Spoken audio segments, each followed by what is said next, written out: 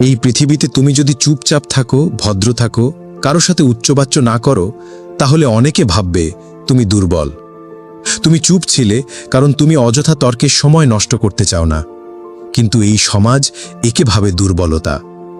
মনে রাখো, একটা নদী যত গভীর হয় ততই সে নিঃশব্দ প্রবাহিত হয়।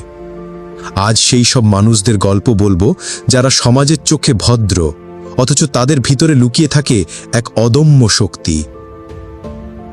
মানুষ যখন কাউকে দেখে নম্রভাবে কথা বলে, বিনয়ের সাথে সবকিছু মেনে নেয়, তখন তারা ভুল করে ধরে নেয় এই মানুষটা হয়তো দুর্বল।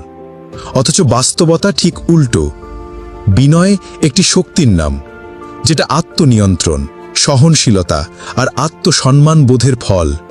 বিনয় মানুষদের ভিতরে থাকে প্রবল আগুন, কিন্তু তারা সেটা ছড়িয়ে দেয় না, কারণ তারা জানে আগুন জ্বালালে শুধু শত্রু পড়ে না, নিজের হাতও পুড়ে যায়। আমরা অনেক সময় জীবনে এমন পরিস্থিতির মুখোমুখি হই যখন ভদ্রতা আমাদের বিপদের কারণ হয়ে দাঁড়ায়। অফিসে, পরিবারে, বন্ধু-বান্ধবের মাঝে যেখানে তুমি নম্র, সেখানে অনেকেই তোমার কাঁধে চড়ে বসে। তারা ভাবে তুমি কিছু বলবে না, সহ্য করে যাবে।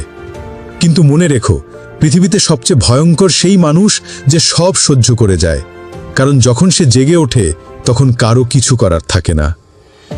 একটা সময় ছিল যখন রাজা বাদশারাও বিনয়ী লোককে সম্মান দিতেন, কারণ তারা জানতেন যে নিজের আবেগকে সংযত রাখতে পারে, সে অন্যকে শাসন করতে জানে। কিন্তু আজকের সমাজে বিনয় যেন একটা কমজোরি ট্যাগ। একটা ছেলে যখন কারো কথা ধৈর্য ধরে শুনে যায়, তখন তাকে বলা হয় সিম্প। একটা মেয়ে যখন নম্রভাবে সবার সঙ্গে চলে, তাকে বলা হয় ভীতু। অথচ এই নম্রতার মধ্যেই লুকিয়ে থাকে প্রকৃত সৌন্দর্য। আমরা ভুলে যাই, শক্তিশালী মানেই গলা ফাটিয়ে কথা বলা নয়, চোখে চোখ রেখে ঝগড়া করা নয়। শক্তিশালী সেই যে নীরব থেকে তার অবস্থান ধরে রাখে। একজন শিক্ষক যিনি ছাত্রের বাজে ব্যবহার সহ্য করেন, একজন বাবা যিনি সন্তানদের কটু কথা শুনেও মাথা নিচু করে থাকেন, একজন মেয়ে যে প্রতিবাদ না করে পরিস্থিতি সামাল দেন। তারা সবাই মুখে কিছু না বললেও তাদের ভিতরের যন্ত্রণা আর সহ্যের গল্প পাহাড়ের থেকেও বড়।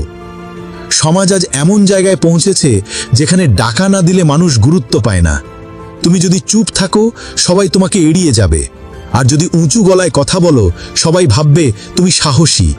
কিন্তু আসল সাহস তো সেই যে ভদ্র থেকে, সংযত থেকে নিজের অবস্থান ধরে রাখে। আজ সমাজের সব সমস্যার মূলে আছে এই মানসিকতা। ভদ্র মানে দুর্বল। অথচ ইতিহাস সাক্ষী, যারা বড় বড় যুদ্ধ জিতেছে তারা প্রথমে বিনয় দেখিয়েছে। সময় এলেই শুধু তারা মুখ খুলেছে।